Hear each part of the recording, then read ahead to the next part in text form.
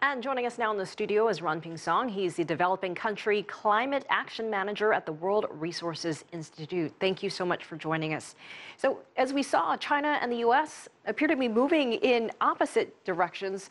China is moving away from coal, while the Trump administration is trying to revive coal, all while slapping tariffs on solar panel imports, as we saw a few weeks ago. How would you describe what is happening here? I think there's really different mentality in the two leaders. China is trying to become more bold, more trying to forward-looking, see what the future will look like. China actually not going to rely past, what actually proven to really work in the past 20 years that actually is pretty heavy tolls or heavy price that they pay for environment. They're trying to move away from that. They're actually trying to imagine a new way forward. On the contrary, I think that in the U.S.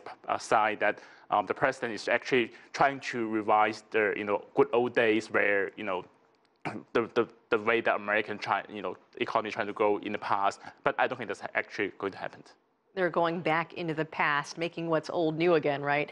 So how are innovation and environmental policies each playing a role in these different countries, China and the United States? Actually, if we talk about economic growth, innovation is a big part of the goal, right?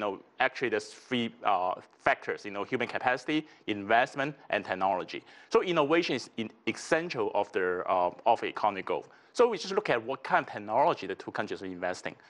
In last year, 2017, China actually, again, become the leader of renewable energy investment around the world, actually double the investment of the US. On top of that, it's actually 24% of growth compared to last year. So not only that China is the leader, but it continues to grow in a really significant step. And on the other end, the US might still continue to grow, but only grow at 1%. We see the gap for investment in really good technology actually going to widen as we see now. Another thing is that, what kind of investment they're trying to move away from, right? In the U.S., is trying to protect the steel manufacturer, trying to slash tariff on solar panel. At the same time, they're trying to reduce overcapacity in coal and steel manufacturing. So you can see that what they're trying to move in towards to, and what they're trying to move away from an economic point of view. And about a minute left, but in the two sessions, it's all about right now talking about quality growth, not quantity, slow, steady quality growth. So is green growth considered quality growth? Of course, because you actually have to become environment sustainable in order for this goal to continue to keep going. Otherwise, all the growth, all the progress you make in terms of GDP will eventually pay back, right? Because you have to pay higher healthcare price, you have clean up the mess. Actually, it's just not sustainable.